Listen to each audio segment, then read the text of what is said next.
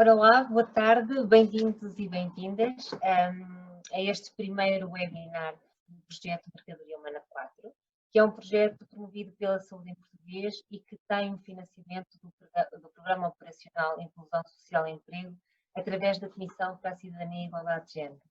O meu nome é Ana Figueiredo, sou a coordenadora deste projeto e uma vez mais gostaria de agradecer a vossa presença e o vosso interesse em poderem partilhar connosco esta hora e meia de webinar.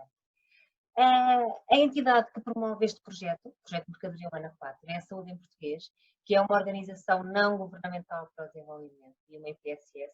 Nós estamos sediados em Coimbra e desde 2010 que fazemos, que a nossa intervenção passa também pela sensibilização e informação na área do tráfico de seres humanos. E é precisamente no ano de 2010 que nós iniciamos a primeira edição destes projetos de mercadoria humana. Em 2013, também nesta área do tráfico de seres humanos, a Saúde em Português abraça um novo desafio, mas desta vez na área da proteção e acolhimento de vítimas de tráfico de seres humanos do sexo masculino, e nesse sentido passámos a gerir também um centro de acolhimento e proteção. Neste sentido, procurando dar continuidade àquilo que tem sido a ação da Saúde em Português, mas também indo ao encontro das orientações do 4º Plano Nacional de Prevenção e Combate ao Tráfico de Seres Humanos, desenvolvemos desde dezembro de 2019 o projeto Mercadoria Humana 4, projeto de sensibilização em tráfico de seres humanos. E o principal objetivo deste projeto é, sobretudo, promover a prevenção, a sensibilização, informação e responsabilização de diferentes públicos relativamente a este crime. E para conseguirmos chegar a estes públicos, que são públicos vulneráveis, públicos que consideramos que são estratégicos na sinalização de possíveis vítimas, desenvolvemos um conjunto de atividades. E, neste sentido, eu convido todos e todas a poderem aceder ao site da Saúde em Português, mas também à página de Facebook do Projeto da Mercadoria Humana 4 e do Instagram, para poderem aceder às várias atividades que nós vamos desenvolvendo, mas também às ações que temos programadas.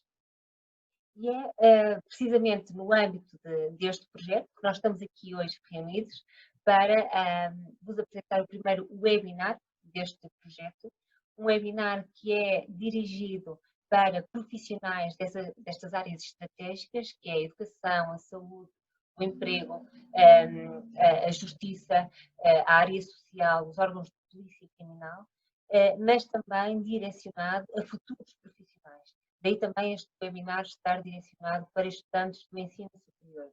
E é com grande satisfação que vos posso dizer que esta estratégia que nós já tínhamos apresentado o ano passado nesta candidatura de poder realizar estas sessões online, nos permite desta forma poder levar a nossa mensagem mais longe, ultrapassando limites e barreiras geográficas, e é neste sentido que nós conseguimos alcançar mais de 500 inscrições e inscrições essas provenientes de norte e sul do país, dos Açores, da Madeira, do Brasil, do Luxemburgo e do Reino Unido. Desde já, muitíssimo obrigada a todos e a todas pelo vosso interesse. Também gostaria de agradecer aos nossos convidados que prontamente acederam ao nosso convite, e é nesse sentido que nós podemos ter hoje presentes neste webinar 4 OPCs, órgãos de polícia criminal, pelo que em representação da GNR teremos a Major Patrícia Almeida, em representação da PSP teremos o Sr. Comissário Sérgio Saldanha, da Polícia Judiciária, o Sr. Inspetor Sebastião Sousa, e do Serviço Estrangeiros e Fronteiras, o Sr. Inspetor Orlando Ribeiro. E na moderação teremos então a Ana Sofia Fonseca. Antes de lhes passar as palavras, gostava só apenas de vos deixar algumas notas. A primeira é que este webinar está a ser gravado e será disponibilizado mais tarde online. Para além disso, quem necessitar de um certificado de participação é possível. Durante o webinar nós iremos disponibilizar no bate-papo um link de acesso a um formulário que rapidamente preenchem, que depois posteriormente nós iremos enviar o certificado. E finalmente dizer-vos que os últimos 10, 15 minutos deste webinar serão reservados para um espaço de dúvidas, debate, pelo que poderão, durante o webinar, colocar as vossas questões, as sugestões no bate-papo e depois no final serão respondidas. Assim, não me alongando mais, passo então a palavra à moderadora, a jornalista Ana Sofia Fonseca, a quem muito agradeço uma vez mais a sua presença, que rapidamente respondeu ao nosso convite. E também aproveito para apresentar, ela é jornalista, assina diversos documentários e grandes reportagens da SIC e escreve para o Expresso. Muitos dos seus trabalhos abordam questões de direitos humanos. São da sua autoria algumas das principais reportagens acerca do tráfico de seres humanos. É também cronista da plataforma Mídia e é realizadora de cinema documental. Eu gostava também de aproveitar este momento para vos dizer que Ana Sofia Fonseca é então autora de 2 reportagens intituladas A Casa dos Escravos, que saiu o ano passado, e também Os Novos Escravos, que é uma reportagem de 2013, que muitos e muitas de vós devem certamente conhecer, mas para aqueles que não conhecem, aconselho vivamente a que possam aceder online, onde estas reportagens estão disponíveis, porque efetivamente são documentários de grande qualidade. E neste sentido desejo-vos um bom webinar, espero que o mesmo vá ao encontro das vossas expectativas e vemo-nos brevemente. Assim passo a palavra então aos nossos convidados. Obrigada a todos. Boa tarde. Antes de mais, muito obrigada pelo convite para moderar este debate, que se pretende que seja um espaço de troca de ideias e que todos possamos sair daqui um bocadinho mais conscientes e mais conhecedores da realidade do tráfico de seres humanos e do papel dos OPCs. Começo por apresentar de forma muito sucinta, porque temos realmente pouco tempo, os participantes. Mais uma vez, obrigada por estarem aqui. Começo então pela Major Patrícia Almeida, que creio que já estará presente, ou ainda não. Ana? Bem, vou começar então na mesma pela Major Patrícia Almeida. Sim, já está. Já está. Que é licenciada em Ciências Militares pela Academia Militar, tem várias pós-graduações, um mestrado em Direito e Segurança, já comandou o destacamento territorial de Santarém, Odmira, Almada e hoje está à frente da repartição de estudos e cooperação interinstitucional da Direção de Informações no Comando-Geral. Passo então agora para o Inspetor-Chefe Sebastião Sousa, da Polícia Judiciária, e que é o responsável pelas investigações de tráfico de seres humanos na Diretoria do Norte, chefia a equipa de inspectores da PJ, especializada no combate a este crime. É um homem do terreno, com bastante experiência internacional, sendo perito das Nações Unidas e da SPOL. O inspetor-chefe Orlando Ribeiro, do CEF, é também um homem do terreno, coordenador da Unidade Antitráfico de Pessoas da Direção Central de Investigação do CEF. Tem bastante experiência internacional nesta matéria, não só tem vários cursos de formação, como ele próprio tem ministrado formações em diversos países, nomeadamente em vários países de língua oficial portuguesa. O comissário Sérgio Saldanha, da PSP, é licenciado em Ciências Policiais, já esteve à frente a comandar várias quadras e desde 2016 encontra-se na Divisão de Prevenção de Operações da Direção Nacional da PSP, na Prevenção Pública, nesse departamento. Tem também várias formações, nomeadamente no apoio à vítima, nas questões da violência doméstica e do tráfico de seres humanos. Vamos então começar. Eu gostaria de tentarmos ir passando aqui a bola entre todos para podermos focar vários assuntos no tempo de que dispomos. Eu gostaria muito de começar então pelo Inspetor-Chefe Sebastião Sousa e perguntar-lhe de uma forma sucinta se nos pode esclarecer do que é que falamos quando falamos neste crime, que é o crime de tráfico de seres humanos.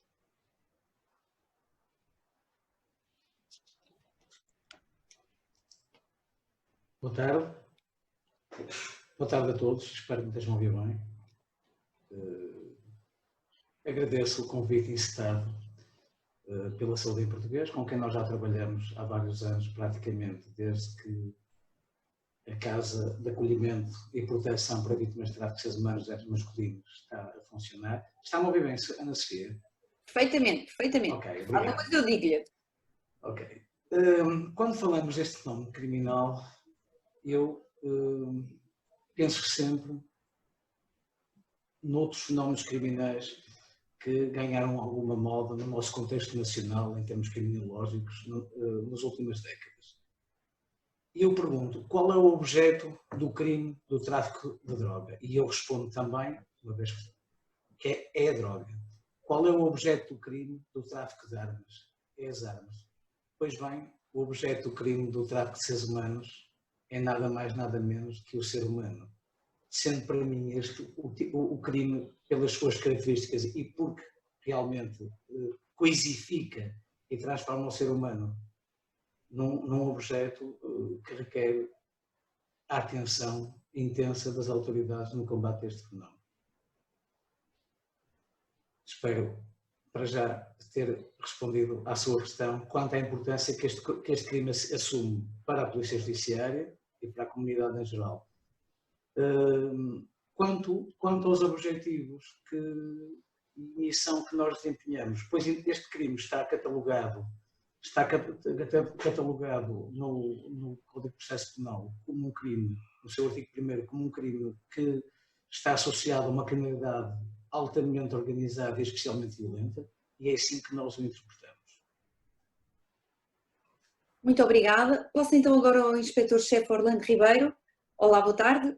Eu queria que me tentasse explicar aqui também de uma forma sucinta qual é que é a relação de Portugal com este crime. Ou seja, onde é que nós estamos? Somos país de destino, de origem, de passagem? Onde é que nós estamos? Olá, viva, boa tarde a todos. Cumprimentar os meus colegas palestrantes. Agradecer também à Ana Sofia, à Saúde em Português, às parcerias que temos tido, e é um prazer estar aqui. Também cumprimentar quem nos está a ouvir. Eu sei que havia muita mais pessoas, muita mais gente que queria poder estar a ver-nos e a ouvir-nos, mas já não conseguiram. Isso demonstra bem o interesse que aqui o tema suscita. Muito bem, pronto, complementando aquilo que disse ali o Sebastião, sim, efetivamente isto tem a ver com pessoas, tem a ver com a dignidade humana, tem a ver com o tratamento que as pessoas merecem e que não têm e que são privadas dele. É sim, de facto, uma questão de um crime organizado, mas também é um crime que pode ser também praticado de uma forma arcaica, por familiares, por 2, 3 pessoas que estejam em lados diferentes e que se aproveitem da vulnerabilidade das pessoas para conseguir arquitetar formas de as transportar para outros lugares e de as explorar. Portugal, em termos do contexto de situar o crime, nós tanto somos origem como trânsito como destino.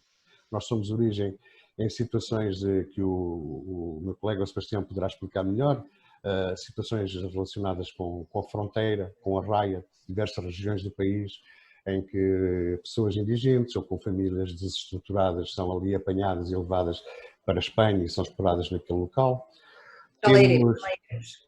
Como? Já lá iremos.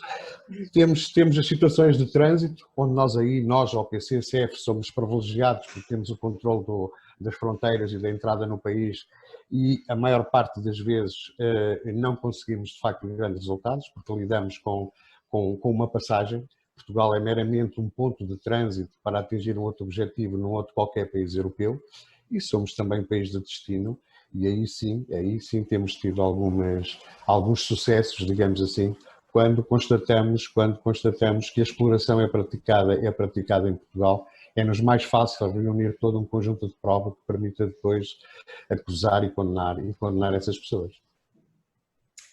Muito bem, muito obrigada.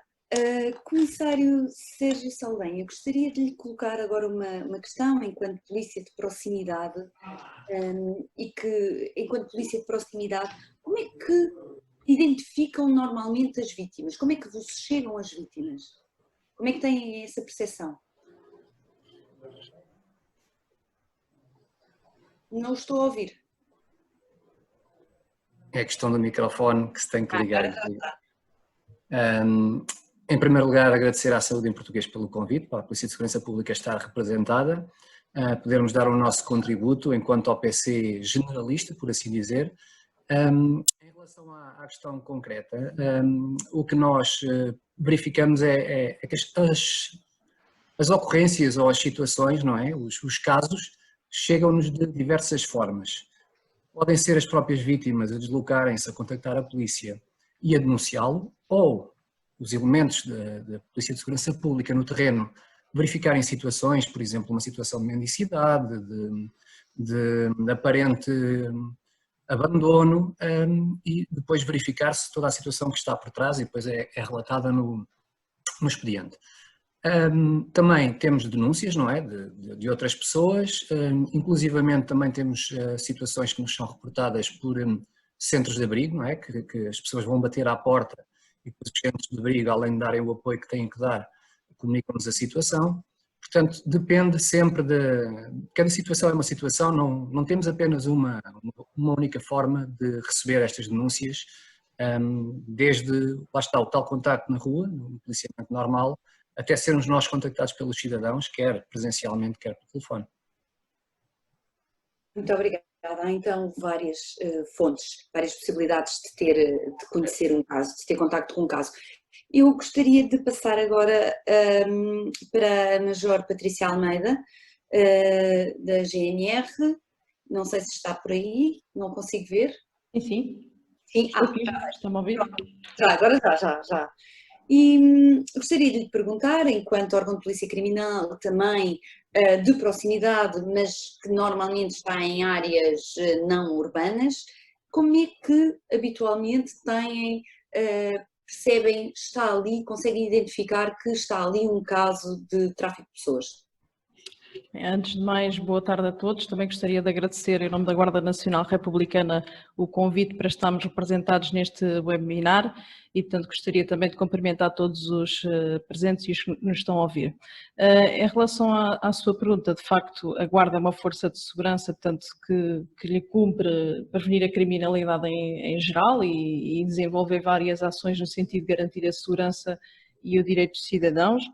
E de facto atuamos também como primeiros intervenientes na luta contra o tráfico de seres humanos. Afim ao cabo, acaba por ser um pouco esse o nosso papel, na prevenção e na sinalização dos casos, neste caso quer a Guarda, quer também a Polícia de Segurança Pública, não temos a competência para desenvolver ações de investigação no âmbito do crime de tráfico de pessoas.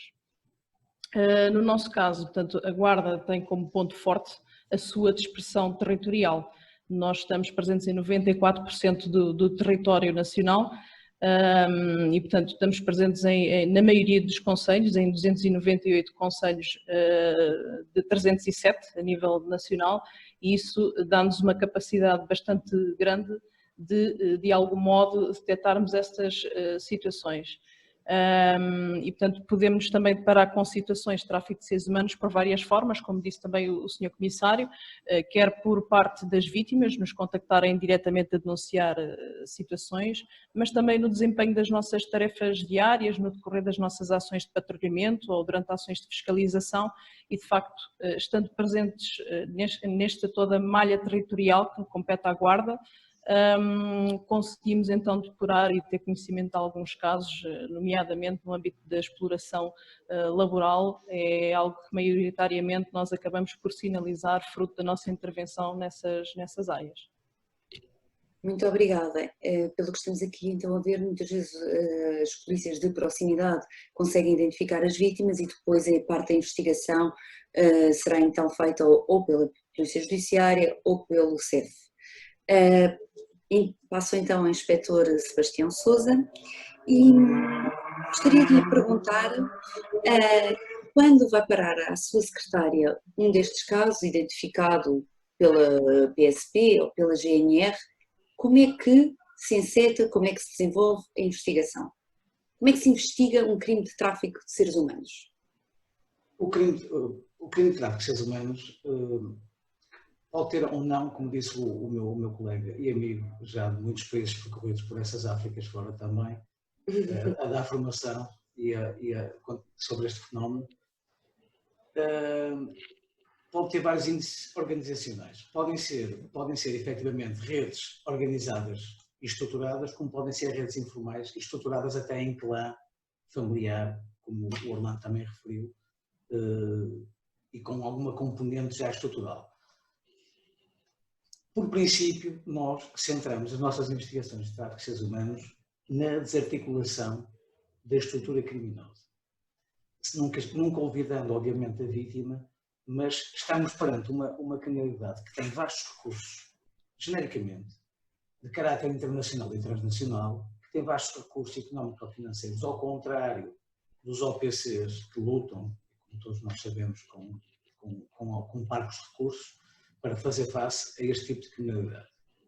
Portanto, os métodos tradicionais de investigação, aqueles métodos mais vulgares, já não funcionam neste tipo de estrutura. Uma razão pela qual que nós aqui no PJ, e com certeza que o CEF será igual, privilegiamos recursos aos meios especiais de obtenção de prova que estão disponíveis no nosso sistema jurídico penal. Estamos a falar de interceptações telefónicas, de vigilâncias, recolha de voz e imagem, as ações encobertas, finalmente terá sido uma transposição ainda relativamente recente no nosso ordenamento, que permite, no combate ao tráfico de seres humanos, o recurso às ações encobertas, que era uma lacuna que existia, mas que felizmente foi coberta nos últimos 3 ou 4 anos. E será esta a forma, e porquê a lógica de centrarmos as investigações na desarticulação e no desmembramento? Só uma questão, para quem não está muito dentro destes assuntos, Sim. de que é que falamos quando falamos de ações encobertas?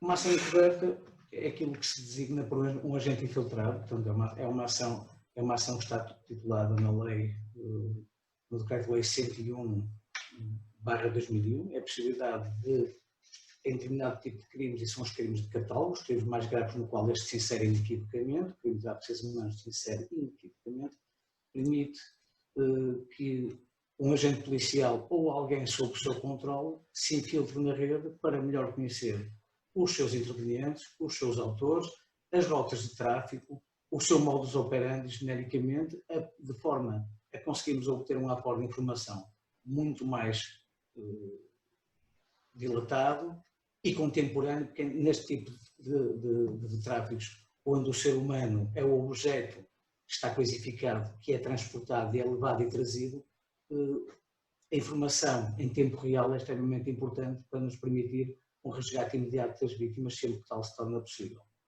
Aliás, ilustrando a questão na desarticulação, eu gosto de dar um exemplo de um barco a meter água. Imaginem que um barco está no mar alto com rombo e está-se a tirar com baldes de água a impedir que o barco se afunde por meter tanta água. Se a água são as vítimas, não tem resultado prático.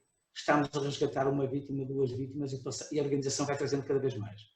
Daí temos que estancar o fluxo de vítimas e só se consegue sim desarticulando a estrutura e detendo-os e sujeitando-os a uma pena de prisão com uma condenação, obviamente.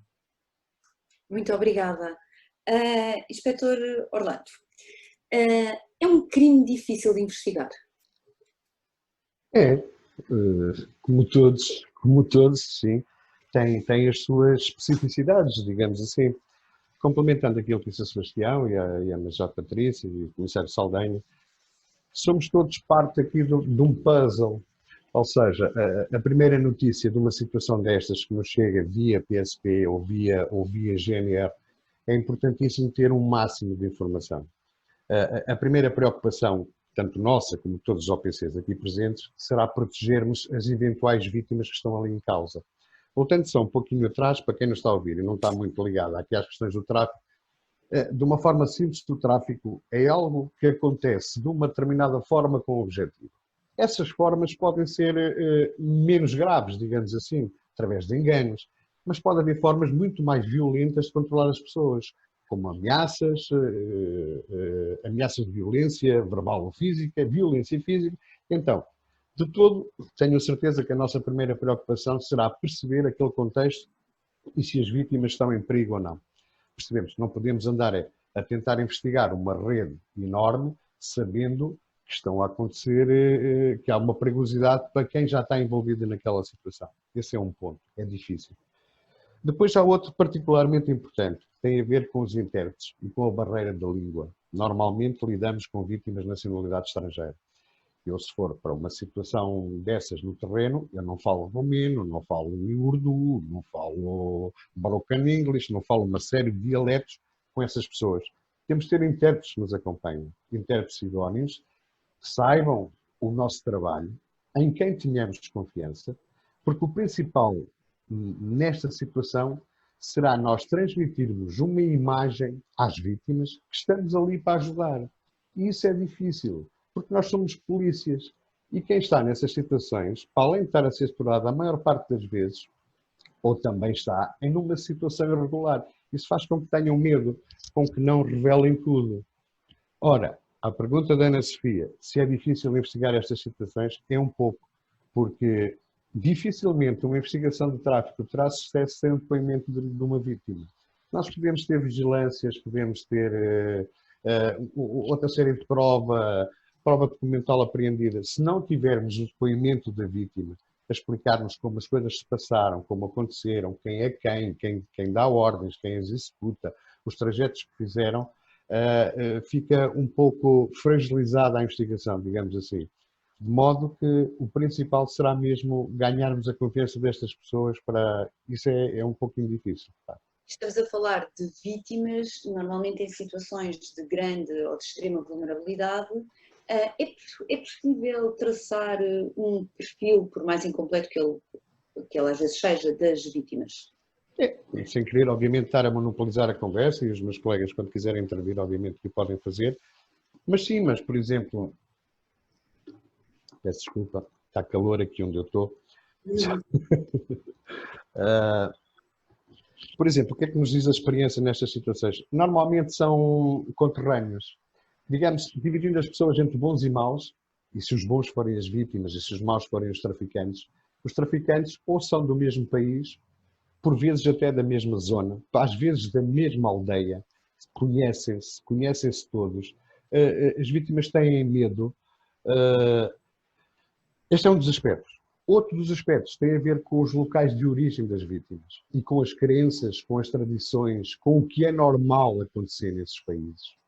Por exemplo, em África, se calhar é normal uma criança não ir à escola. Na Roménia é normal uma rapariga prostituir-se desde relativamente nova e estar entregue a alguém. Lutar contra todas estas crenças, contra todas estas tradições, fica também um pouco difícil. Mas a experiência tem-nos dito que, e temos também muitos portugueses arguídos, constituídos arguídos nos diversos processos que investigamos aqui, que têm também uma responsabilidade na forma como tratam, como recebem, como acolhem essas pessoas. Uma regra geral, na cadeia intermediária deste processo todo, normalmente serão conterrâneos que fazem com que as pessoas cheguem aqui e depois as explorem. Isso verifica-se tanto nas questões laborais, como nas sexuais, como na servidão doméstica e como noutros que nós até nem sequer conseguimos enquadrar qual será a finalidade daquele transporte em situações de trânsito. Comissário Sérgio Saldanha, gostaria de lhe perguntar como é que vê a evolução deste crime nos últimos anos. Tem havido há uma diferença na percepção do crime nos últimos anos. Qual é que é a sua experiência em relação a isto? Está sem som. Está sem som. Sim, da percepção ou em termos de números de ocorrências? Agora é a Ana que está sem som. Estes microfones, de números e da sua percepção. Acha que tem havido uma mudança nos últimos anos? Eu lembro-me, por exemplo, há uns anos era frequente dizer-se isso não existe em Portugal. Não, isso existe e sempre existiu. Nós, a Polícia de Segurança Pública não tem assim um volume muito grande de ocorrências reportadas. Eu acredito que não será pela questão de não existirem mais, porque obviamente que existem algumas situações às quais nós não chegamos, não é? Que não nos são reportadas e que não conseguimos detectar. Isso é normal em qualquer tipo de atividade criminal. Algumas conseguem ficar mesmo fora do nosso radar, infelizmente, mas temos alguns reportes, cerca de uma dezena, meia dezena de casos por ano, alguns casos com uma única vítima, outros casos com várias vítimas, desde a tal exploração laboral, para a mendicidade laboral, para questões agrícolas, etc. A questão da mendicidade, a questão da prostituição, até recordo um caso, foi salvo erro em 2016, como o Orlando estava a falar, de até na própria aldeia serem conhecidos, eu iria mais longe, às vezes são familiares, o caso de um pai que vendeu a filha, não é? Aqueles negócios que em certos países são tradicionais, vendeu a filha para um homem mais velho, uma menina de 4 anos ainda na altura. Portanto, às vezes até a própria família está envolvida nestas situações. Os casos são... Dentro da própria PSP, sente que há uma maior sensibilização em relação a este crime? Sim, há uma maior sensibilização porque nós, a Polícia de Segurança Pública, trabalha de uma forma alargada neste crime e não só na maior parte dos crimes. Portanto, nós não nos limitamos a contactar com a vítima, quer por nossa iniciativa, como expliquei há pouco, ou por iniciativa da vítima ou de um terceiro que denuncia a situação, por ter tido conhecimento da situação. Nós não nos limitamos a receber a denúncia e encaminhar ao Ministério Público e contactar a Polícia Judiciária e o CEF para fazer a investigação, como é óbvio. Nós acompanhamos a vítima durante esse processo inicial, temos os contactos e fazemos os contactos com as entidades de apoio à vítima, e depois há toda uma situação que nós trabalhamos a montante que tem a ver com a nossa sensibilização interna, a sensibilização que fazemos para o público externo à PSP. Nós fazemos ações de sensibilização sobre tráfico de seres humanos nas escolas, por exemplo, que acho que é interessante e a maior parte das pessoas não conhece. Não serão tantas como noutros temas que temos uma preocupação maior porque a criminalidade é maior, no caso da violência doméstica, no caso do bullying, etc., mas fazemos ações de sensibilização nas escolas de tráfico de seres humanos. E além disso temos também a questão da formação, fazemos formação interna, distribuímos os kits para intervenção em tráfico de seres humanos que tem a ver com os planos nacionais, do plano anterior, o terceiro Plano Nacional de Combate ao Tráfico de Seres Humanos. Foram feitos uns kits com documentação, de acompanhamento, de informação ao efetivo policial e para o efetivo policial também estar preparado para lidar com estes casos com mais à vontade, não é? Aquilo que o Orlando disse, a barreira da língua é complicado, as inibições das pessoas, o receio que têm de dizer alguma coisa porque podem ter os documentos sob a posse das pessoas que os estão a traficar, e ameaças, não é, da família na terra, que pode ser alvo de violência caso eles denunciem. Portanto, a situação é muito mais ampla do que aquilo que possa parecer. Muito obrigada. Major Patrícia Almeida, gostaria de lhe perguntar, e tendo em conta as áreas da GNR e o caso particular do Alentejo nesta temática, é do Alentejo que vêm muitas das sinalizações, nomeadamente no que se refere à exploração laboral, como é que normalmente vocês sabem destes casos, como é que operam e qual é que é o papel dos donos das herdades neste assunto?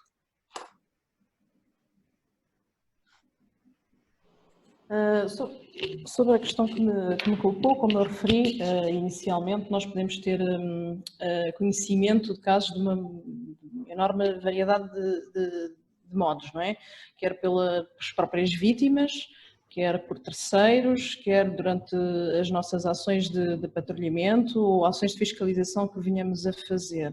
Portanto, de facto, é muito conhecida ou abordada a questão da exploração laboral no Alentejo, mas não existe exatamente uma incidência territorial clara sobre isso. Portanto, nós verificamos e temos feito sinalizações um pouco por todo o dispositivo não só no Alentejo, mas também no Norte, no interior, em várias áreas. De facto, o nosso papel tem algumas limitações no que toca a abordar estas situações, no que respeita à abordagem aos responsáveis, portanto, das quintas e das herdades que têm pessoas a trabalhar. Portanto, há sempre aqui alguns cuidados a ter, porque não sabemos exatamente o papel que essas pessoas podem ter. Portanto, sabemos que podem ser angariadores ou podem ser, portanto, temos que aferir sempre o papel que elas têm ou pelo menos tentar recolher os indícios iniciais sobre a situação. Portanto, é sempre essa a nossa preocupação. E, portanto, no fundo é isso. Não é logo muito claro, por vezes, o papel que as pessoas têm, portanto, temos que abordar essas situações com alguma cautela, de forma a colher os indícios e a reconhecer os indicadores para verificar se estamos perante situações de tráfico ou se é outra situação qualquer. E em relação ao papel dos donos, dos proprietários das herdades, acha que há aqui alguma conivência ou será falta de informação ou realmente o negócio está bem montado? Isso para nós é sempre difícil depurar logo ao início, como referir, a nós cumpre-nos o papel de verificar essas circunstâncias inicialmente. Quando nos deparamos com situações que possam ter indícios de um crime de tráfico, importa para nós de facto ler o cenário, verificar as circunstâncias do local, os intervenientes e tentar perceber o papel de cada um.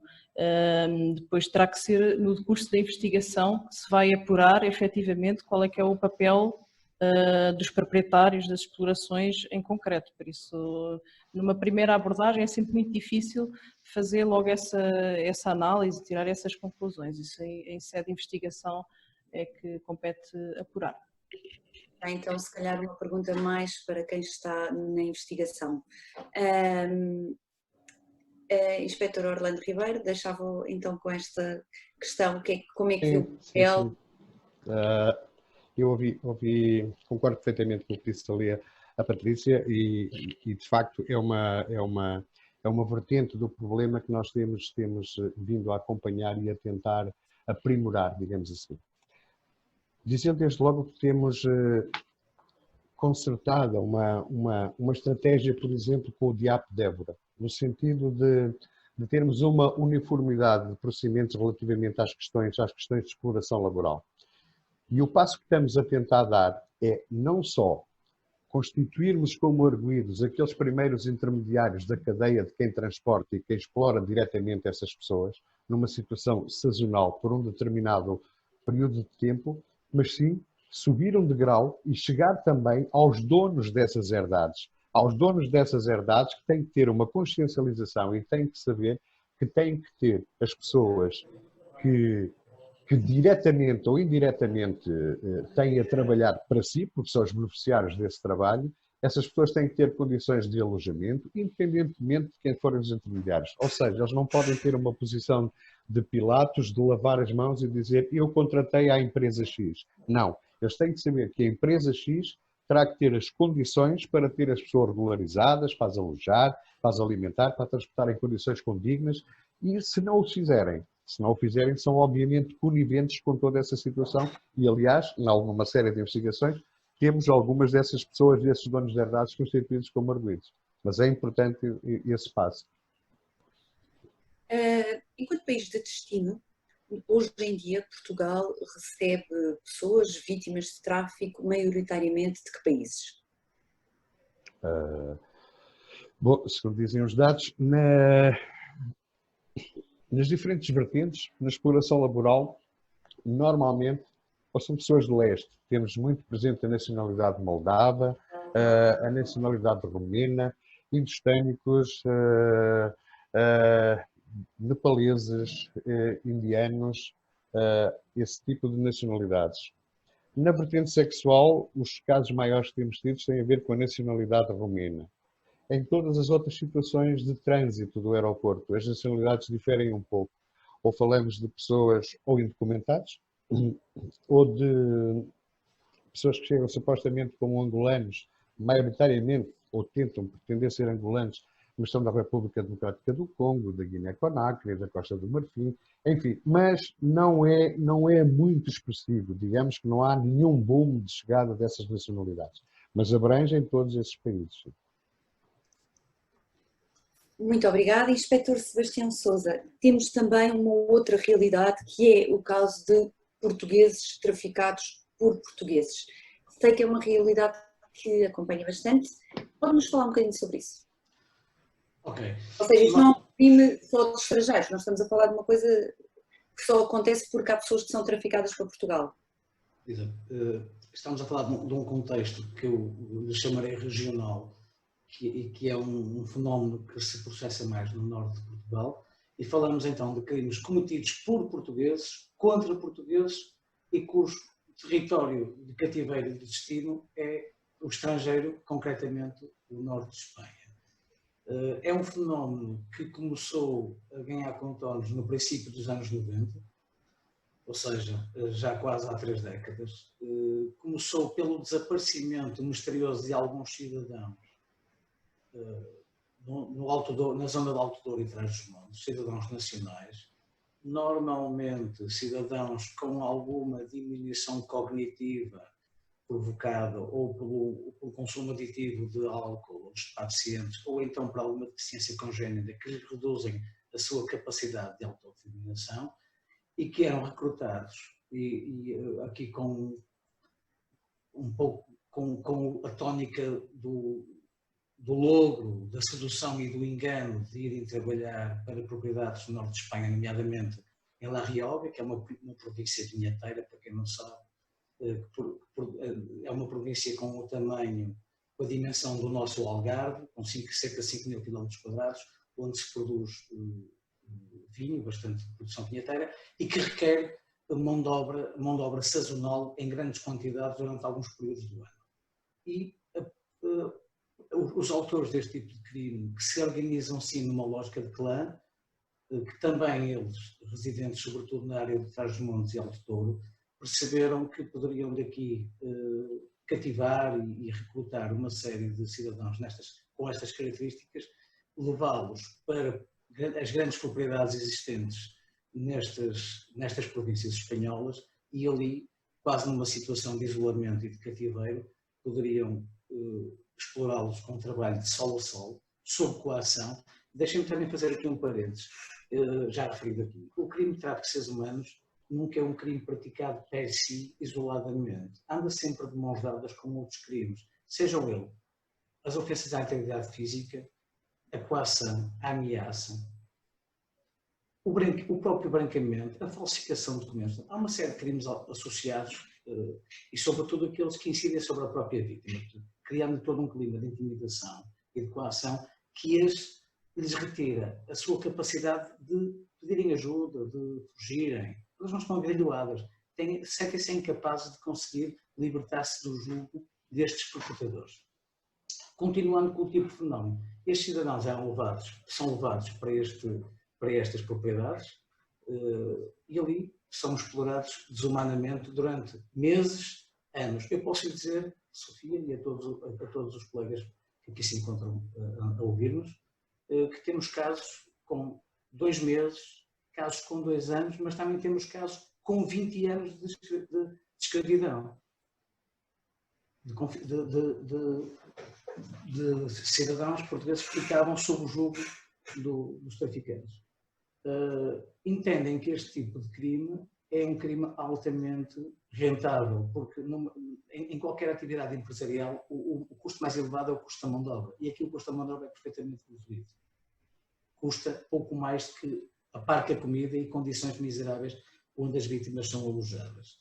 Felizmente, obtivemos, durante alguns anos, iniciamos a investigação, depois percebemos este fenómeno dos desaparecimentos misteriosos, conseguimos compilar e perceber que havia esta ação por parte deste grupo, deste clã que se organizou para recrutar por todo o território nacional, mas com especial incidência no norte de Portugal, este tipo de cidadãos.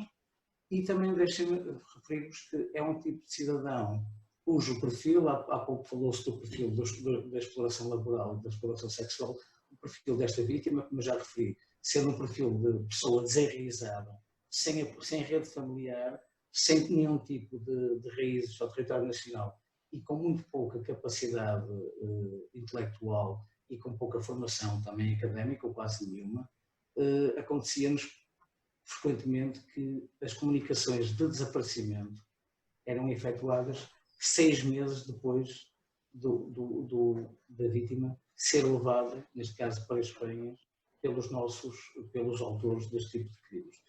Recordo-me de uma filha da zona de Guimarães que disse: meu pai arrumava carros no Toural e se disseram-me que há 6 meses foi com os indivíduos num furgão para a Espanha trabalhar nas vinhas. O meu irmão já não o vejo há 2 meses. Acho que terá ido com os indivíduos que passaram no furgão e o levaram para a Espanha. Portanto, é este tipo de comunicação que nós temos para este fenómeno. Felizmente, e também aproveitando aquilo que questionou o Orlando sobre os proprietários destes latifúndios, porque são propriedades realmente bastante sobredimensionadas, houve alguma pressão nossa junto às autoridades espanholas, porque depois, quando falamos da transposição fronteiriça, levantam-se uma série de limitações e de barreiras em termos de jurisdição e de uma articulação rápida entre as diferentes autoridades, porque, não obstante existir bastante legislação de cooperação internacional judicial em matéria policial e penal, o que é facto é que ela existe, mas a rapidez, e quando estamos a falar de vidas humanas, o caminho da justiça é sempre bastante mais lento que o caminho que o cidadão precisa para ser auxiliado e resgatado. Obviamente que fomos fazendo alguma pressão para haver consciencialização por parte dos proprietários espanhóis na forma como aceitavam grupos de 30, 40, 50 trabalhadores, mediados apenas por um chefe de equipa, chamemos assim, que era invariavelmente um dos líderes da rede, era pago a dinheiro, portanto, em numerário. Obviamente que as vítimas, além de serem escravizadas, nada recebiam. Felizmente, com o tempo e com os acontecimentos e com a divulgação deste fenómeno, permitiu também que passassem as autoridades espanholas a obrigar a realização de contratos individuais de trabalho para cada trabalhador e que o pagamento dessa prestação laboral nestas propriedades agrícolas seja efetuado por transferência bancária nominativa para a conta do trabalhador. Isto dificultou de alguma forma a atividade do traficante ou dos traficantes deste fenómeno, mas não, diga, por favor. Mas não muito. Mas não muito, porque as redes de tráfico funcionam numa lógica empresarial da oferta e da procura e também da elevada adaptabilidade. O que a nossa experiência nos diz é que os traficantes rapidamente se adaptam à pressão das autoridades e à pressão da legislação. O que os traficantes passaram a fazer quando perceberam que teriam que registar individualmente cada escravo, porque é assim que vamos designar este tipo de vítima, teria que ser registrado e assinar um contrato individual de prestação de trabalho e ter uma conta bancária. O que passaram a fazer quando faziam o recrutamento ainda em território nacional, antes de saírem de Portugal com a vítima, levam-na a uma loja de cidadão, requerem o seu cartão de cidadão caso ele não tenha, se não pedem, abrem uma conta bancária, pedem o cartão multibanco ou a caderneta conforme a instituição bancária onde se destinam, e exigem logo que a vítima lhes entregue esse comprovativo, seja o cartão multibanco, seja a caderneta, respectivo código, e passam eles a receber o dinheiro na mesma, só têm o trabalho de se dirigir à instituição bancária. Portanto, pelo menos permite-nos este tipo de imposição das autoridades espanholas, permite-nos, de alguma forma, identificar com mais facilidade o número de potenciais escravos que são submetidos a estas situações. Muito obrigada. Eu gostava de deixar agora aqui para a mesa, não sei quem é que quererá responder. Junto das vítimas, a par da intervenção policial, é necessária uma intervenção social. Há uma articulação, isto funciona, como é que funciona? Eu posso responder. Não logo no terreno? Posso responder, Sofia?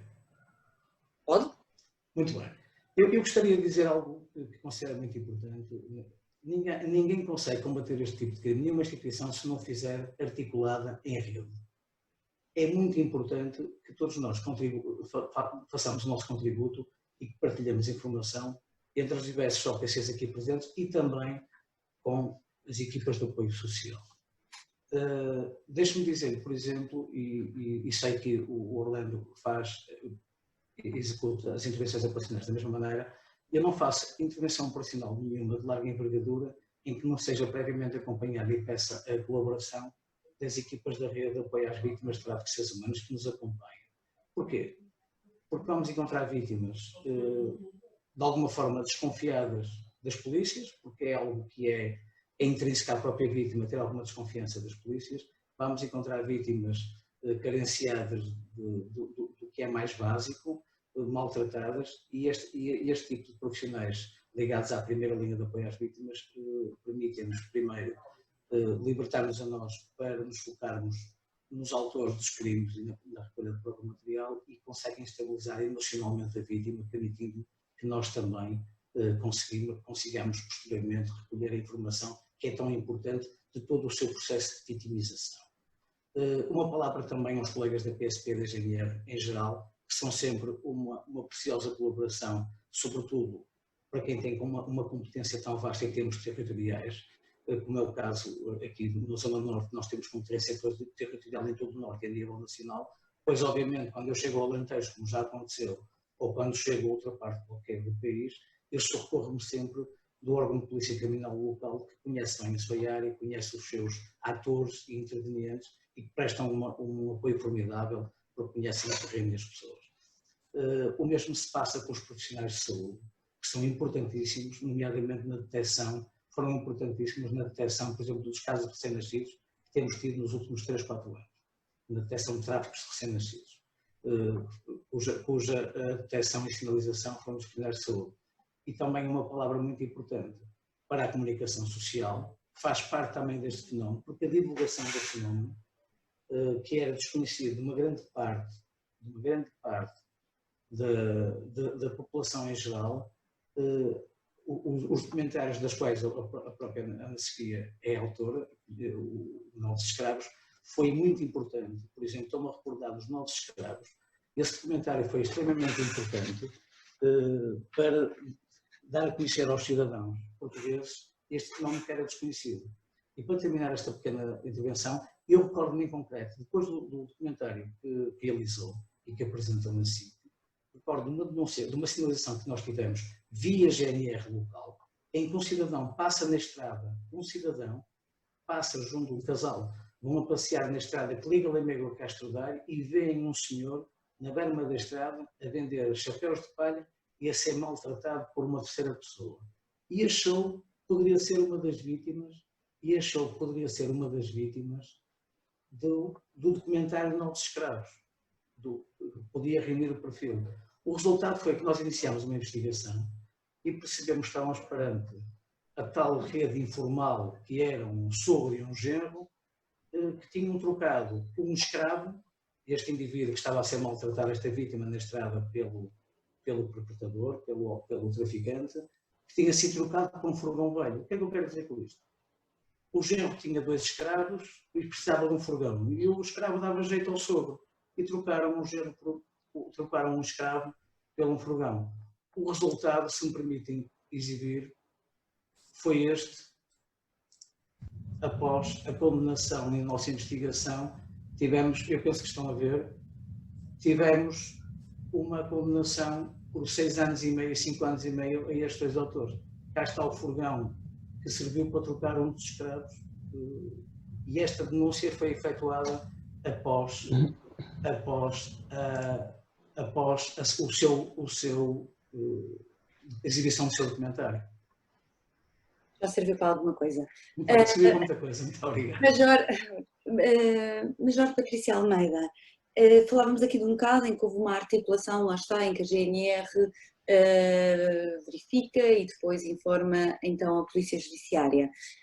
Da sua experiência, tem melhorado, há uma percepção maior e há uma articulação maior entre as várias forças e também entre as organizações que apoiam as vítimas? Sim. Da minha percepção, penso que sim, que existe cada vez mais uma maior sensibilização para o tema, desde logo internamente. Também a nossa organização tem-se esforçado por ministrar formação ao seu efetivo, desde logo nos cursos de formação inicial e também nos cursos de atualização e de progressão de carreira, pelo que também internamente tem havido essa sensibilização. E da minha percepção, penso que até com as várias entidades e organizações, cada vez mais existe essa sensibilização do tema e isso é também passado para a comunidade. Também à semelhança do que dizia ali o comissário Saldanha, também a Guarda faz ações de sensibilização à população e também gostava de ressalvar essa situação. Portanto, no âmbito do nosso policiamento comunitário, a título de exemplo, ainda o ano passado fizemos sensibilização a cerca de 1.900 pessoas em matéria de tráfico de seres humanos, mas também em matéria de direitos humanos. Nas escolas fazemos muitas sensibilizações a crianças e jovens, ao público-alvo maioritário, e penso que isso também é importante esclarecer as pessoas, porque também aqui as forças de segurança podem ter um papel importante. Pronto, quanto à sensibilização da comunidade, acho que é cada vez maior. No entanto, não devemos esquecer que este fenómeno é um fenómeno algo invisível e, portanto, muitas vezes as pessoas não têm uma percepção imediata do que possa acontecer a seu redor e, por vezes, podem confundir aquilo que é miséria e que é pobreza, nomeadamente quando estamos a falar da tal questão da exploração laboral. E facilmente aceitam isso porque pensam que são pessoas, quando não são nacionais, que vêm de cenários de outros países piores do que estão aqui, e então aceitam essa realidade, não se apercebendo que pode haver cenários de crime por detrás. Mas de forma geral penso que existe uma sensibilização cada vez maior para o tema. É importante porque só se consegue combater aquilo que se conhece.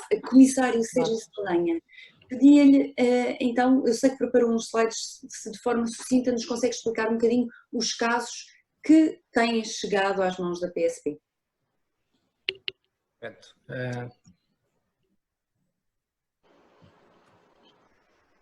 Está sem som? Não, tenho som. Já estão a ver o slide, certo? Já está visível? Sim. E estão a ouvir? Sim, perfeitamente. Ok, pronto. Portanto, só para apresentar aqui alguns casos, que é para se perceber a diversidade, quer da forma como os casos nos chegam, quer da diversidade das vítimas, não é? E das próprias situações.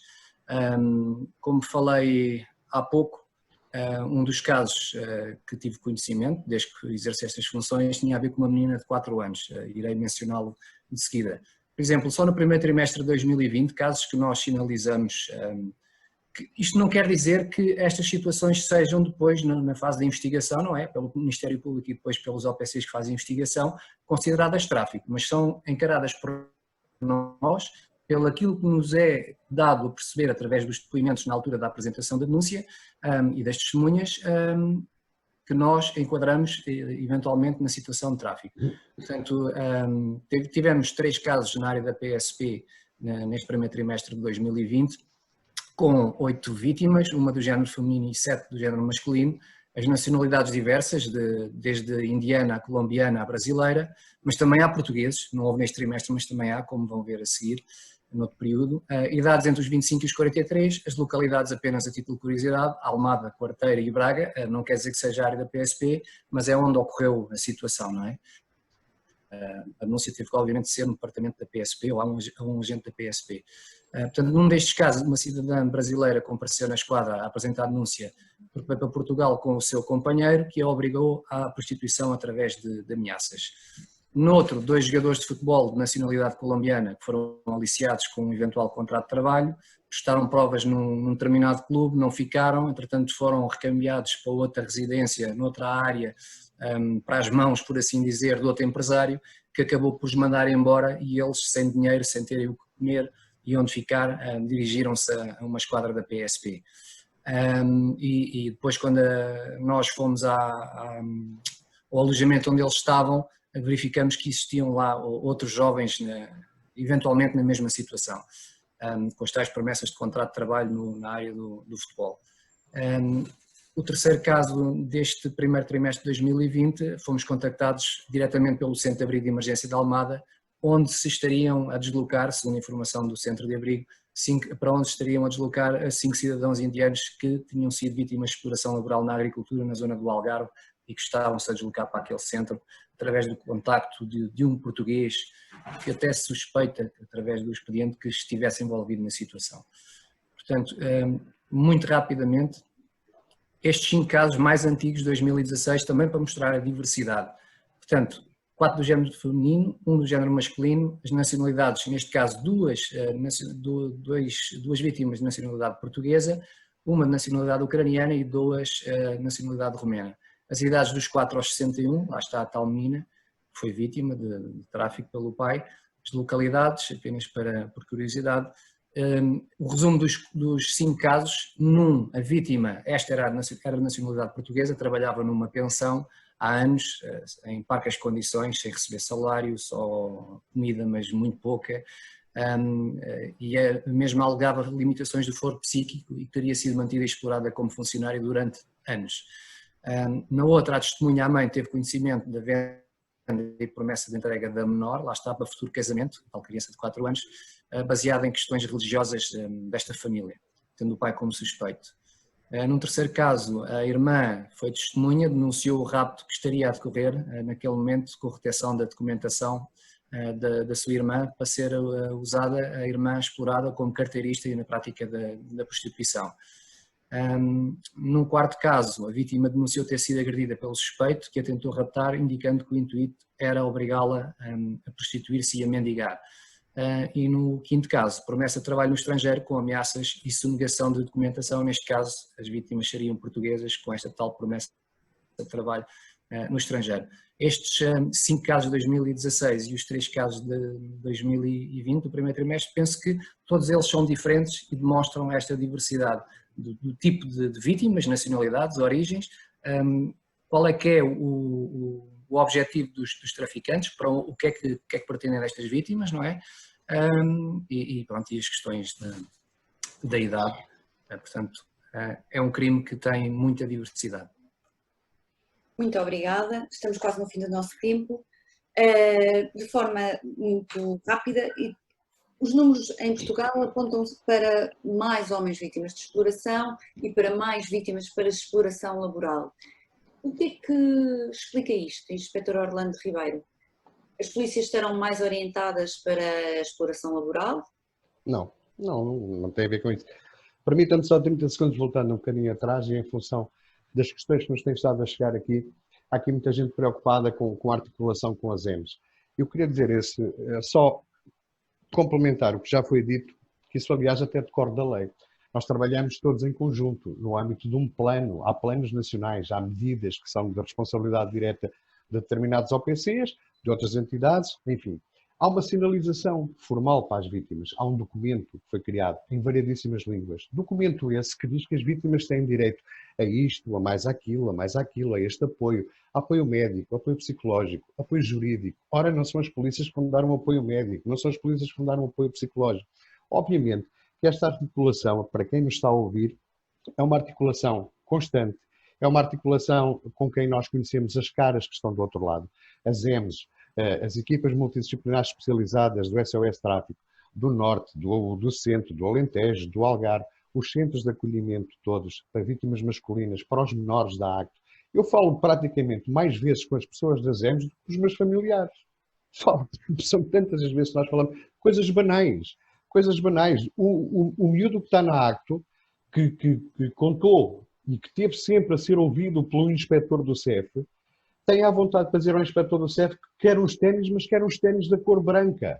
E nós temos que articular esse tipo de coisas com as pessoas que estão internadas, que estão acolhidas nesses centros. De modo que esta articulação existe a todos os níveis. Existe aos níveis dos contactos, de quem os contacta, a informação que nós precisamos recolher. Mais, existe até ao nível de prova pericial que nós, enquanto polícias, não somos competentes para poder fornecer um determinado relatório psicológico do perfil psicológico de uma vítima. As EMS ajudam nesse aspecto. Portanto, estejam descansados que a articulação com as EMS está perfeitamente assegurada e de boa saúde. Outra questão que eu vejo aqui também muito focada nas perguntas que estão a fazer tem a ver com o agente infiltrado e com a questão dos agentes encobertos e com os agentes infiltrados. Eu vou-vos dizer desde já uma coisa. Há 30 anos que eu trabalho na investigação criminal, alguns deles, grande parte deles, nas questões do tráfico de seres humanos, em nenhuma delas tivemos situações de agentes encobertos ou de agentes infiltrados. Temos sim colaborações de pessoas que nos vão relatando factos. Não são agentes encobertos, são vítimas que estão misturadas no meio daquelas situações. Que temos que ter o cuidado, quando se desencandeia a operação, de as tratar da mesma forma. Ou seja, não lhe dar nenhum tratamento privilegiado para não, obviamente, não pôr em perigo até a forma como poderão ser vistas por todos os outros. Dizer mais também que... Perdi-me aqui um pouco. Ana Sofia, a pergunta era o porquê de ver mais homens ou mais mulheres. Depende, vamos ver. Numa situação de exploração sexual em que trabalhamos durante largos meses, espero que com bons resultados, a acusação já saiu e acusa as pessoas de variedíssimos crimes de tráfico, as vítimas eram todas mulheres. Obviamente que se calhar numa situação de exploração laboral, situações sazonais no Alentejo, na apanha da azeitona, serão mais homens que mulheres. Os elementos, os cidadãos estrangeiros de nacionalidade indostânica, nepaleses, indianos, são mais homens que mulheres. Tem muito a ver com o contexto laboral onde estão inseridos e com o tipo de exploração. Não quer dizer de todo que os OPCs deem mais importância à vertente laboral ou à vertente sexual ou à servidão doméstica, enfim, não. O tratamento é igual de todas as formas. Obviamente que todos sabemos, quando começar a apanha da azeitona, irão chegar ao Alentejo largos milhares de pessoas. Já agora, outra pergunta que aparecia aqui também bastantes vezes era se haveria alguma articulação com as entidades locais. Existe, para além dos contactos constantes das ações de sensibilização, quer da BSP, quer da GNR, há os chamados contratos locais de segurança com as entidades locais, com as juntas de freguesia, com as associações de comerciantes, com os produtores, no sentido de sensibilizar. Temos é que ter em conta que tudo isto é uma economia paralela. Quando chega a apanha da azeitona no Alentejo, não há casa em aldeia nenhuma que fique desocupada, ficam todas arrendadas com os cidadãos estrangeiros. O mercado vende mais, há mais confusões na Tasca, no café da Tasca, que vende mais umas minis e há mais umas zaragatas, roubam-se mais umas galinhas, mas não se pode misturar isso com a questão de tráfico. Enfim, há que ter algum cuidado. Mas isto traz, de facto, um movimento e uma economia paralela muito grande. Obrigada. Para terminar, Orlando, qual foi um caso que o tenha realmente marcado? Vários. E há pouco o Sebastião falou no documentário que a Ana Sofia fez, e foi de facto um marco. Porque de facto consciencializou muita gente e despertou algumas atenções que estariam um bocado adormecidas para estas situações. Eu posso lhe dizer que uma dessas vítimas, não vou estar a mencionar, mas alguém que participou nesse documentário está hoje perfeitamente integrada, tem hoje uma vida, tem um estabelecimento comercial, tem a sua família junto a ela, está feliz. E isso é um orgulho muito grande poder participar, ainda que sejam poucos esses casos, mas é uma satisfação grande ver que estamos a colaborar um pouquinho para ajudar alguém a sair de uma pressão grande em que estava, independentemente das pessoas serem condenadas, não serem condenadas. Eu acho que o panorama tem vindo um pouco a mudar. Nós fazemos o nosso trabalho. Não nos compete depois a nós se as pessoas foram ou não condenadas, ou se foram indiciadas por tráfico e afinal foram condenadas por auxílio. A questão tinha a ver com exploração sexual, foram condenadas por latrocínio. Isso a mim pessoalmente já ultrapassa-me um pouco, mas o facto de poder sentir que ajudei um pouco a alguém a sair daquela situação é extremamente gratificante. Agora, situações complicadas é quando chegamos a... Desculpe, só aqui, quando falávamos há pouco, já falámos um bocadinho sobre as dificuldades de investigação. Essas as dificuldades são acrescidas quando falamos, por exemplo, na questão de Portugal enquanto país de trânsito, e nomeadamente no aeroporto? São. Aí são totais, porque, repare, a pergunta que nos fazem, nós ficamos. A cooperação que nós temos que ter é com a origem, termos que fazer perguntas à origem, de onde essas pessoas vêm, como é que foram angariadas, como é que foram transportadas, quem comprou os bilhetes, quem é que os transportou, quem é que colaborou nessa situação e para onde essa pessoa vai. E por mais indícios que nós vamos recolhendo, vamos aprendendo com os erros, estamos a tentar incluir a alteração legislativa ao crime de tráfico. Diz que o tráfico pode ser para a vertente sexual, laboral e também para a prática de outras atividades ilícitas. Nesse chapéu da prática de outras atividades ilícitas, nós temos percebido que há muita gente em países europeus que beneficiam irregularmente de subsídios e de apoios estatais dos países onde se encontram. Por exemplo claro, ter a cargo, em França, ter 3 ou 4 filhos a cargo, as pessoas terão um subsídio de X. Se tiverem mais de 2 crianças, passarão a ter um subsídio de Y, substancialmente maior. Nós estamos a tentar incluir esse tipo de prova nessa situação. Porque a pergunta com que somos confrontados é, muito bem, então mas diga-nos, Sr. Inspetor, estes menores iam ser traficados para quê? Iam ser explorados sexualmente? Iam mendigar? Nós não temos resposta para essa pergunta porque impedimos isso na fase de trânsito. E então, invariavelmente, os casos não acabam por uma condenação por tráfico, mas sim por auxílio à imigração ilegal, falsificação de documentos, se houver, enfim, nessas situações. Outra dificuldade que tem vindo a ser minorada também, porque temos um apoio mais direto dos procuradores do Ministério Público, tem a ver com a questão da vulnerabilidade. Na minha opinião, tudo gira à volta de vulnerabilidade e consentimento. Mas vulnerabilidade não é um conceito exato.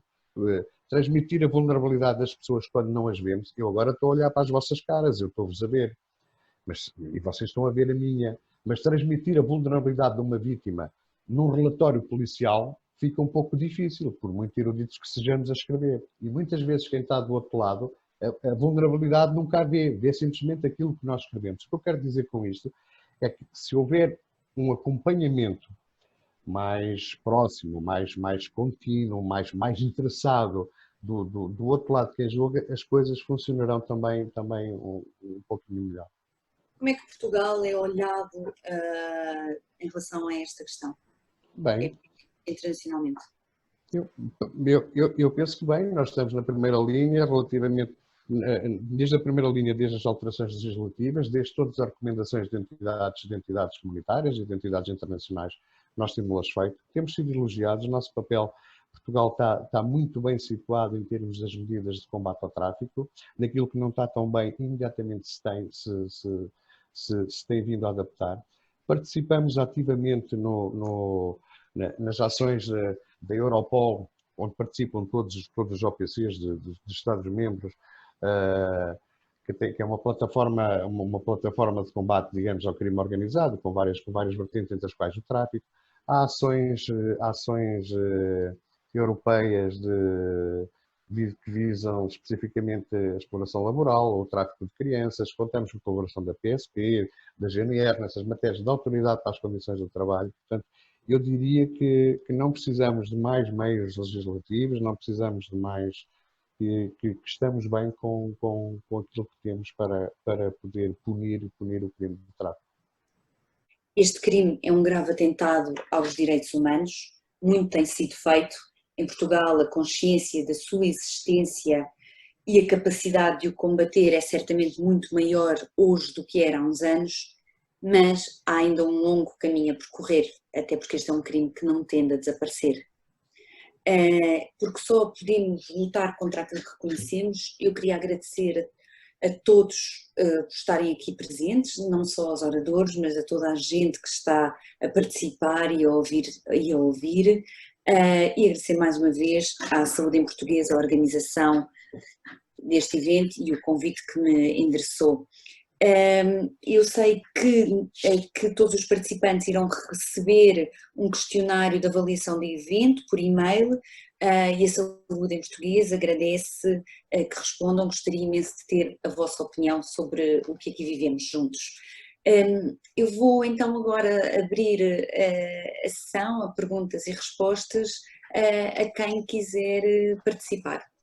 A quem quiser, quem tiver alguma questão que queira colocar à mesa.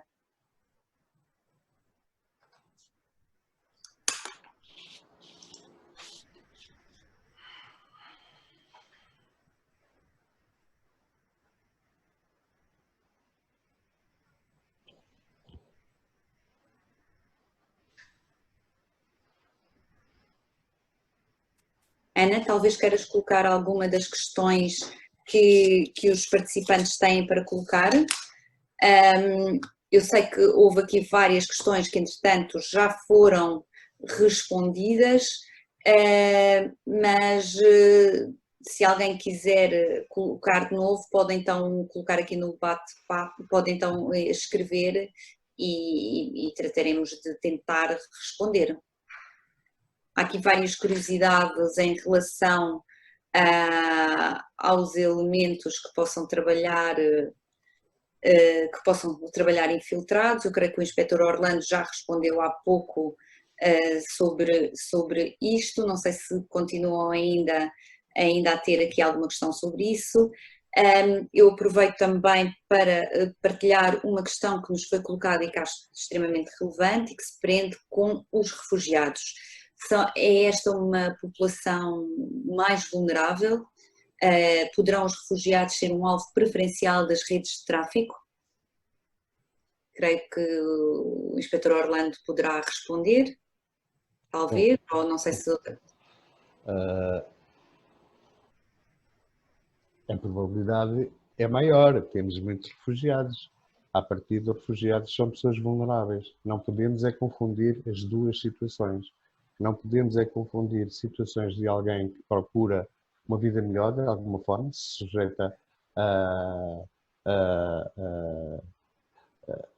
uma série de problemas para conseguir chegar aqui, mas sim, mas também temos algumas situações que nos dizem, com provas concretas, que no meio desses refugiados há efetivamente situações organizadas, pontos de passagem, utilizando precisamente as rotas que os refugiados utilizam. Ou seja, alguém que tente mandar uma vítima de África, por exemplo, para chegar ao continente europeu e ser explorada aqui e controlada por alguém, utiliza precisamente esses canais. Eu recordo-me de um relato de alguém que nos dizia os pontos por onde passou. Em determinado ponto estava alguém da organização que lhe disse para esperar, à espera do lugar no barco, na travessia do Mediterrâneo. Quando chegou à Grécia tinha alguém à espera, quando chegou à Itália voltava a ter alguém à espera. No centro de acolhimento onde esteve em Itália foram-lhe dadas instruções de como agir, até que finalmente acabou a ser explorado na cidade do Porto, na prostituição. E esses relatos foram efetivamente confirmados por todas estas passagens. Ou seja, utilizando as rotas da imigração dos refugiados, é suscetível e é provável que os traficantes também as utilizem como canais preferenciais para fazer chegar as vítimas ao continente europeu. Mas há que ter algum cuidado e distinguir e não considerar todo o número de refugiados como potenciais vítimas de tráfico. São coisas diferentes. Temos aqui uma outra questão. As redes sociais são uma ferramenta usada pelas redes de tráfico para alcançar os jovens mais vulneráveis? Não sei quem é que quererá responder. Talvez o comissário, não sei se quererá responder. É assim, dos casos que nos são reportados não temos essa percepção, porque não temos reporte de casos que foram oriundos de alguma, interação através das redes sociais numa primeira fase. Mas nós utilizamos as redes sociais efetivamente para difundir a mensagem e os cuidados, e temos programas específicos sobre a internet em segurança que aborda os cuidados que se deve ter, nomeadamente os jovens não conversarem com estranhos e não aceitarem as tais amizades que não são amizades coisa nenhuma. Portanto, nós fazemos essa sensibilização através das redes sociais também, mas em termos de casos, pelo menos na nossa porta de entrada, né, na área da PSP, não temos esse reporte. Sofia, só complementar o que disse o Ricardo. complementar só o que disse o Comissário Saldanha, por vezes a forma de recrutamento nós constatamos que estava explanada numa qualquer rede social, por exemplo, a oferta de um determinado emprego, a divulgação de uma oportunidade extraordinária de trabalho. Há determinados sites que fazem isso, não só para os menores ou para os jovens, mas também como para os adultos. Portanto, as redes sociais e a internet serve também como uma forma de oferecer estes eldorados, digamos assim.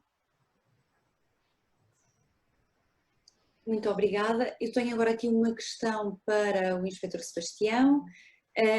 Considera de maior dificuldade o combate ao tráfico de seres humanos quando se fala de navios mercantes e ou pesca, uma vez que por vezes a bandeira do navio não é português, relativamente ao interior do país? Exemplo, nas explorações laborais, na exploração laboral, na agricultura? Deixa-me ver se eu entendi bem a pergunta. Eu li. Estamos a falar, estou a ver se eu localizo aqui no bate-papo, nas questões. Estamos a falar de um tráfico efetuado a bordo de um navio mercante, é isso? Sim, a questão é se considera mais difícil combater o tráfico de seres humanos quando se fala de navios mercantes e ou pesca, sendo que por vezes a bandeira do navio não é português, ou fazer esse combate no interior do país, nomeadamente nas explorações agrícolas. Bom, quanto é da minha experiência nesta área, não tenho conhecimento de nenhum caso de uma vítima cujo local de exploração seja um navio mercante ou de pesca. Já, é território completamente novo. Mas em abstrato, ou por pressuposto que possa acontecer, pois obviamente seria extremamente difícil conseguirmos controlar e combater uma situação em que temos uma embarcação que está constantemente em trânsito e que aporta em vários países. Controlamos uma situação dessas. Eu partiria de imediato para o resgate, sem dúvida alguma, logo na primeira oportunidade. Mas é algo que eu desconheço integralmente. Não sei se o Orlando tem algum caso, teve algum caso, mas para mim acho que nunca aconteceu nenhum. Não, nós também não tivemos assim nenhuma situação relacionada com nem nada semelhante. Bandeiras de navio. Não, nem nada semelhante. Estão a perguntar-nos também o que é que são as EMs. Para quem não sabe, talvez explicarmos um bocadinho o que são estas equipas multidisciplinares especializadas. Não sei quem poderá falar. As EMs são, digamos, o nosso braço direito e esquerdo, e muitas vezes os dois, com quem nós nos articulamos para acolhermos e protegermos as vítimas após uma primeira sinalização. Dependem de várias entidades, ONGs, a Associação para o Planeamento da Família, a APAV, a ACTO, eu não quero esquecer de ninguém, a Saúde em Português, enfim, e essas equipas multidisciplinares especializadas, EM, SOS Tráfico, estão dispersas pelos vários pontos do país e servem precisamente para isso, para acolher essas pessoas, para lhes proporcionarem todos os apoios que uma vítima necessita, sem ser na vertente policial da investigação, ou seja, cuidados médicos, as EMs tratam de proporcionar a essas pessoas, apoios jurídicos também, psicológicos, enfim, todas as carências que uma vítima possa ter são digamos, tentadas solucionar por essas equipas multidisciplinares especializadas. A gênese, se me permite uma chega, a gênese da criação das equipas das EMs a nível nacional esteve precisamente no mesmo contexto, numa resposta integrada, não só a nível da investigação, quando falei há pouco da colaboração e da cooperação entre as várias instituições e OPCs, e também fazê-lo no momento posterior ao resgate da vítima, ou seja, todas, como disse Orlando, todas as necessidades das vítimas, mesmo a integração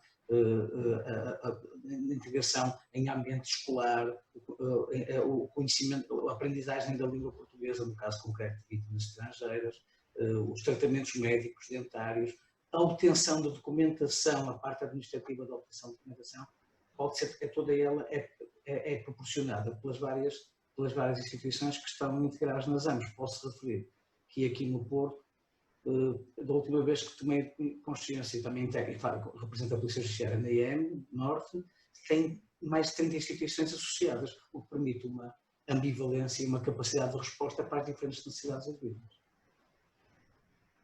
Obrigada. Temos aqui só mais uma questão para terminar que se prende com a divulgação e ações de consciencialização acerca deste crime nas escolas.